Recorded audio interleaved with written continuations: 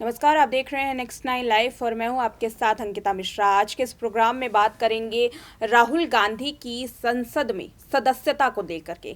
देखिए, संसद में राहुल गांधी की सदस्यता को खत्म करने की बात कही जा रही है, एक प्रस्ताव लाने की बात कही जा रही है जिसके बाद राहुल गांधी की सदस्यता खत्म हो सकती है। तो क्या राहुल गांधी की सदस्यता सच में खत्म होगी और इससे पहले कितने लोगों की सदस्यता खत्म हो चुकी है, क्या है इस बारे में पूरा इतिहास आज के इस प्रोग्राम में इस बात पर चर्चा करेंगे।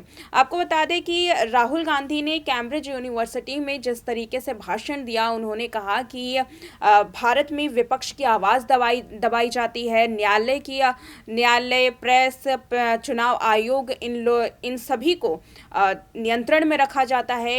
और यही नहीं बल्कि जो जांच एजेंसियां थी जो पहले स्वतंत्र थी, अब उनको भी नियंत्रण में रखा जाता है। इस बयान पर काफ़ी ज़्यादा भारत में बवाल मचा हुआ है। और साथ ही जो सत्तारूढ़ी पार्टी है, उनका ये भी कहना है कि एक संसद होने के संसद के सदस्य यानी कि सांसद होने के नाते उन्होंने जो ये भाषण दिया है वो अपने आप में ही देश की छवि और सांसद की छवि धूमिल करने का प्रयास किया है। क्या राहुल गांधी ने सच में ऐसा किया है? और सबसे पहले आप ये जानिए कि भारतीय इतिहास में आज़ादी के बाद से किन किन लोगों की सदस्यता संसद में खत्म हुई है। यकीन मानिए, सुब्रमण्यम स्वामी से लेकर के इंदिरा गांधी तक की सदस्यता रद्द की गई है। देखिए इस रिपोर्ट में। आजाद भारत में कई सांसदों की संसद में सदस्यता रद्द की गई है। मामला शुरू करते हैं 1978 से, जब पूर्व प्रधानमंत्री इंदिरा गांधी पर विशेष अधिकार हनन और सदन की अवमानना का आरोप लगाया गया था। इतना ही नहीं, उन पर काम में बाधा डालने और कुछ अधिकारियों को धमकाने, शोषण करने और झूठे मुकदमे में फंसाने का भी आरोप लगाया गया था। उस वक्त उनकी सदस्यता रद्द कर दी गई थी। साथ ही सत्र चलने तक जेल भेजने का आदेश भी दिया था। बात करते हैं 1951 की। 1951 में कांग्रेस नेता एच.जी. मृदुल पर भी एक ऐसा ही मामला दर्ज था। उन पर आरोप लगाया गया था कि संसद में सवाल पूछने के लिए उन्होंने पैसे लिए हैं, जिसके बाद उस वक्त के प्रधानमंत्री जवाहरलाल नेहरू ने इस मामले की जांच के लिए संसद में एक कमेटी बनाने का प्रस्ताव किया था। उस कमेटी ने मृदुल को दोषी पाया और उनकी सदस्यता रद्द की गई थी। 1976 में आपातकाल के दौरान सुब्रमण्यम स्वामी जनसंघ के नेता थे और राज्यसभा सांसद भी थे। उस वक्त स्वामी पर देश विरोधी प्रोपेगेंडा में शामिल होने और सदन और देश के महत्वपूर्ण संस्थानों को बदनाम करने का आरोप लगाया गया था। उस वक्त भी 10 सदस्यों वाली कमेटी ने उनकी सदस्यता रद्द कर दी गई थी। फिर उसके बाद 2005 में भी ऐसा ही मामला सामने आया, जब 2005 में जे.जी. मृदुल जैसे मामले में एक टीवी चैनल के स्टिंग ऑपरेशन के जरिए कई पार्टियों के 11 सांसद सदन में सवाल पूछने के लिए पैसे लेते हुए नजर आए। उसके बाद उन सभी की सदस्यता रद्द की गई थी।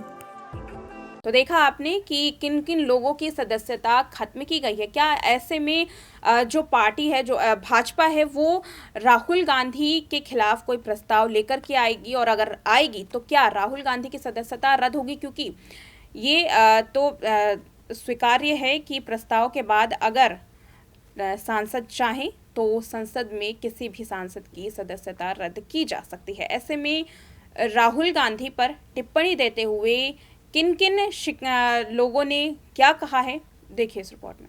सदन में बजट सत्र का दूसरा चरण 14 मार्च से शुरू हुआ। उसके बाद ही बीजेपी राहुल गांधी पर आक्रामक हो गई। बीजेपी ने कहा कि राहुल गांधी ने यूरोप और अमेरिका में अपने बयानों से लगातार देश की गरिमा को धूमिल किया है। बीजेपी के अध्यक्ष जे.पी. नड्डा, राजनाथ सिंह, पीयूष गोयल समेत कई नेताओं ने राहुल गांधी से माफी मांगने की बात कही। नड्डा ने कहा कि दुर्भाग्य की बात है कि कांग्रेस देश विरोधी गतिविधियों में शामिल हो गई है।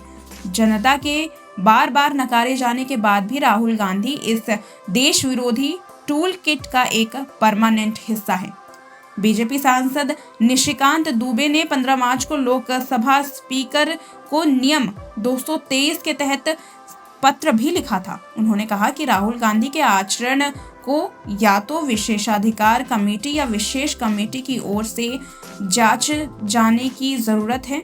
उनके जांचे जाने के बाद ही राहुल गांधी पर निर्णय लेना चाहिए। इसके बाद सदन को विचार करना चाहिए कि क्या ऐसे में सदस्य की सदस्यता रद्द करनी चाहिए ताकि सदन और अन्य लोकतांत्रिक संस्थानों की सुरक्षा की जा सके।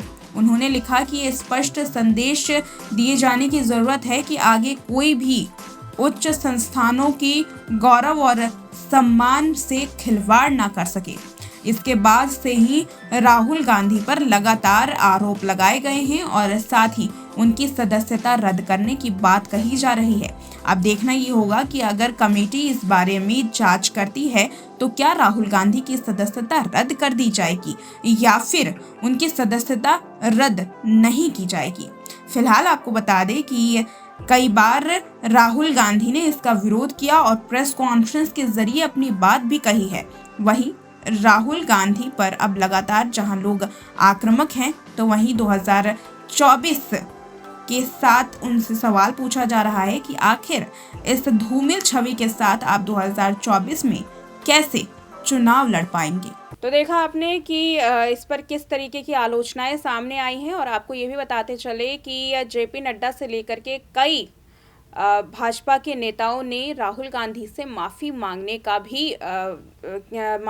की भी बात की। बोला कि राहुल गांधी अगर माफ़ी मांग ले तो ये पूरा जो मामला है ये अपने आप में बंद हो जाएगा, लेकिन राहुल गांधी ने ऐसा नहीं किया और ये पहली बार नहीं है जब राहुल गांधी से माफ़ी मांगने की बात कही गई हो। इससे पहले भी राहुल से कई बार माफ़ी मांगने का जिक्र किया है उनके अलग अलग बयानों के लिए, लेकिन राहुल गांधी ने आज तक माफ़ी नहीं मांगी है। तो ऐसे में इस बार भी ये वाजिब था कि वो माफ़ी नहीं मांगेंगे, लेकिन राहुल ने अपनी सफाई ज़रूर पेश की है। उन्होंने ये भी कहा है कि ये भाषण देश के लिए नहीं था, ये भाषण सरकार के लिए नहीं था, तो आखिर ये भाषण किसके लिए था। राहुल गांधी ने इस पर एक जो जवाब दिया है वो अपने आप में ही अस्पष्ट है और ये जो जवाब है वो अस्वीकार्य भी नजर आ रहा है। लेकिन जो विपक्षी पार्टियां हैं वो कहीं ना कहीं से राहुल का समर्थन करती हुई नजर आ रही है, क्योंकि राहुल गांधी के समर्थन से कहीं ना कहीं विपक्ष की भी सियासी रोटी सेकी जा रही है। आपको बता दें कि राहुल ने कैम्ब्रिज यूनिवर्सिटी में इस बात का दावा किया कि अगर विपक्ष की पार्टियां संसद में कुछ बोलती हैं तो उनके माइक्रोफोन्स को बंद कर दिया जाता है। ये बार बार जिक्र उन्होंने अपने कई बयानों में किया है। ऐसे में राहुल गांधी जब देश में वापस लौटे तो एक बार फिर से राहुल को संसद में बोलने नहीं दिया गया और साथ ही ये कहा गया कि राहुल गांधी माफ़ी मांगो। ऐसे में अब इतने बड़े दबाव के बाद राहुल आगे क्या करते हैं, उनके आगे क्या रणनीति है और 2024 का क्योंकि चुनाव सामने है और 2024 के चुनाव से पहले ही उन्होंने एक सांसद के रूप में अपनी छवि एक बार फिर से धूमिल कर ली है। तो क्या ये छवि वो दोबारा से कुछ महीनों के अंदर सुधार पाते हैं या फिर नहीं। फिलहाल आज के इस रिपोर्ट में इतना ही। देखते रहें नेक्स्ट 9 लाइव।